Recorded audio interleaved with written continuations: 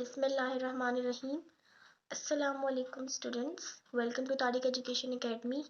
आज हम अपनी फर्स्ट वीडियो अपलोड करने जा रहे हैं जिसमें हम सेकेंड ईयर की केमिस्ट्री का चैप्टर नंबर 1 पीरियोडिक क्लासिफिकेशन को डिस्कस करेंगे। पीरियोडिक क्लासिफिकेशन से मुराद जितने भी हमारे पास एलिमेंट्स हैं इनको पीरियोडिक टेबल में किस तरह अरेंज किया गया और इसके लिए कितने लॉज आए और कितने सही हुए कितने गलत हुए, उस सब को हम इस चैप्टर में डिस्कस करेंगे। सबसे पहला लॉ है हमारे पास डॉबरीनर रूल ऑफ ट्रेड। ट्रेड से हमें पता है ट्राई, जैसे हमें पता है डाई मतलब 2, ट्राई मतलब 3 होता है, इसी तरह यहाँ पे ट्रेड का वर्ड यूज किया है। ट्रेड मीन्स 3 या सेट ऑफ 3 एलिमेंट्स, ठीक है। तो डॉबरीनर का ये रूल जो है वो 1829 में आया था। इन्होंने क्या कहा था, स्टेटमेंट देख लेते हैं। Central atom of each set of trade had an atomic mass almost equal to the arithmetical mean of atomic masses of other two elements of the trade.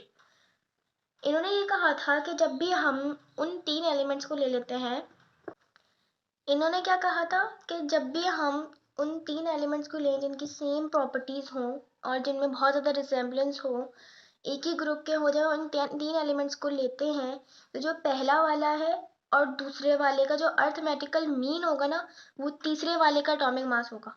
मतलब अगर इसका हम एटॉमिक मास लें, लिथियम का होता है 7 और पोटेशियम का होता है 39, हम इसका मीन निकालें, एवरेज निकालें, तो हमारे पास अल्टीमेटली 23 आ जाएगा जो कि सोडियम का जो है एटॉमिक मास है।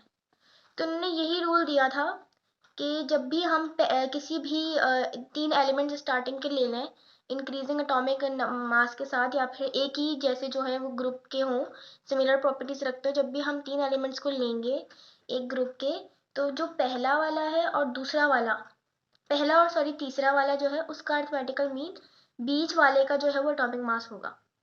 एक दूसरी एग्जाम्पल देख लेते हैं। इसी तरह ग्रुप 7A के हम 3 एलिमेंट्स देख लेते हैं, क्लोरीन, ब्रोमीन और आयोडीन। जब हम क्लोरीन और आयोडीन के अर्थमेटिकल मीन मतलब दोनों को प्लस करके इसका एवरेज निकालेंगे, इसको डिवाइड बाय 2 करेंगे, तो हमारे पास अल्टीमेटली ब्रोमीन का एटॉमिक मास आ जाएगा। इस लॉ का कोई खास एडवांटेज तो नहीं था, लेकिन इसके कुछ डिसएडवांटेजेस थे जिसकी वजह से इसे रिजेक्ट कर दिया गया। पहले तो ये था कि ये जो लॉ है ये कुछ ही एलिमेंट्स पे जो था वो एप्लीकेबल था। मतलब अगर हम इनके अलावा कुछ और एलिमेंट्स जैसे 5A के हो गए, 3, 4, 6, 7, जब हम इनकी बात करते हैं तो इन पे मतलब कुछ एलिमेंट्स पे अप्लाई था, कुछ पे नहीं था।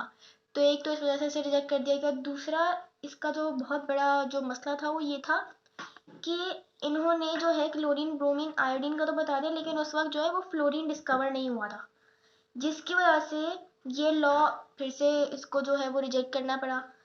तीसरी इसकी वजह ये है कि जो एलिमेंट्स है ना वो टैबुलर फॉर्म में अरेंज नहीं थे। टैबुलर से मतलब जो पर्टिकुलरली रॉज और कॉलम में उनको नहीं रखा गया था तमीज़ से, तो इस वजह से भी इस लॉ को जो है वो रिजेक्ट करना पड़ा, क्योंकि पीरियोडिक टेबल में हमारे पास जो एलिमेंट्स हैं उनको टैबुलरली जो है वो अरेंज किया गया है। लेकिन जब डॉबरीनर ने ये रूल दिया था तो उस वक्त इतना कोई ख़ास इस्टेब्लिश नहीं था पीरियोडिक टेबल, इतनी अच्छी तरह उसमें एलिमेंट्स को अरेंज नहीं किया हुआ था।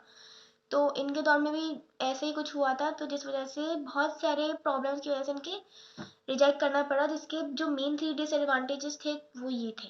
हमारे पास सेकेंड लॉ जो है वो है Newlands law of Octave. Newlands ने ये लॉ दिया था 1864 में। अच्छा, ऑक्टेव का जो मतलब होता है ना वो होता है 8। जैसे कि हम पढ़ते हैं ना कि मोनो, डाई, ट्राई, टेट्रा, पेंटा, हेक्सा, हेप्टा, ऑक्टा, इसी तरह ऑक्टा का मतलब होता है 8। तो इन्होंने ये लॉ दिया था। इन्होंने क्या कहा था, स्टेटमेंट देखते हैं। Chemically similar elements reoccur in octave in order of their increase in atomic masses. इन्होंने कहा था जब भी हम उन एलिमेंट्स को अरेंज करें जिनकी जो है वो केमिकल प्रॉपर्टी सेम है, जब हम एलिमेंट्स को उन एलिमेंट्स को जिनकी केमिकल प्रॉपर्टी सेम है, जब उनको हम ऐसे अरेंज करें उनके इंक्रीजिंग एटॉमिक मास के साथ, जैसे जिसका मास पहले आता है 1 है, जिसका उसको पहले रखा, फिर 2 को एटॉमिक मास वाले को, फिर 3 को, फिर 4 को। तो अगर हम ऐसे केमिकली सिमिलर एलिमेंट्स को हम इस तरह अरेंज करें कि उनका एटॉमिक मास बढ़ता जा रहा है, मतलब असेंडिंग ऑर्डर में हम उनको अरेंज करें, तो जो पहला वाला है ना वो आठवें वाले की तरह होगा, मतलब उनकी वो अपनी प्रॉपर्टीज फिर से रिपीट करेगा।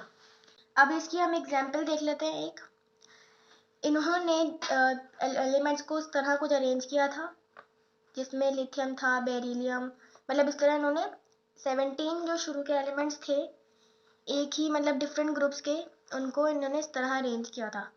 और इनका लॉग किस तरह अप्लाई होता था, जैसे हम लोग एक ये मतलब ये न्यूटन जो थे वो एक म्यूजिशियन भी थे, तो उन्होंने एलिमेंट्स को वो जो म्यूजिक होता है ना मौसीकी का, उस हिसाब से इन्होंने जो है वो एलिमेंट्स को अरेंज किया था। जैसे होता है ना सा रे गा मा पा धा नि सा, तो सा पहला वाला और आठवां वाले में सा आ रहा है, मतलब दोनों सिमिलर है। इन्होंने उसको देखते हुए ये लॉ अप्लाई किया था।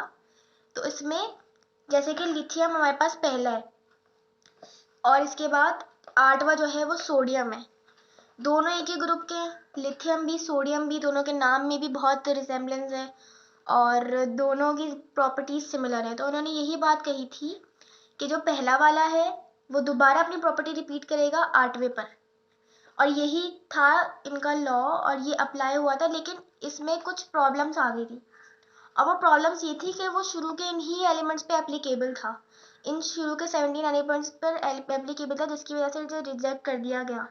और इसके अलावा इन्होंने नोबेल गैसेस को भी इस लॉ में जो है वो नहीं, क्योंकि उस वक्त इनका जो लॉ, इनके जब लॉ आया था तो उस वक्त नोबेल गैसेस जो है वो डिस्कवर नहीं हुई थी, तो इस वजह से इन्होंने एक तरीके से नोबेल गैसेस को भी एक्सक्लूड किया था।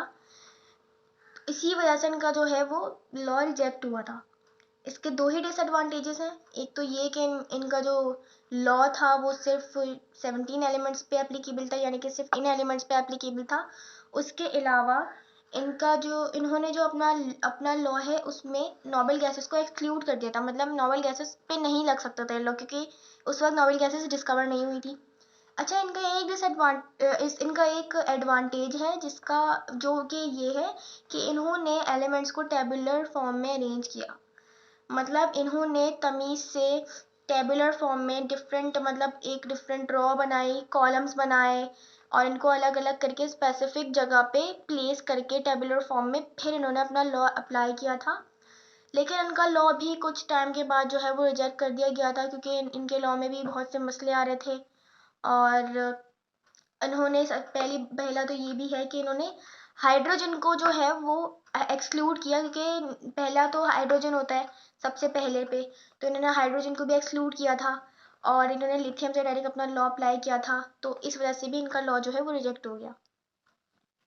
मज़ीद ऐसे लेक्चर्स के लिए तारिक एजुकेशन एकेडमी को सब्सक्राइब करें और लाइक, कमेंट और शेयर करें वीडियो को ज़्यादा से ज़्यादा। अल्लाह हाफिज़।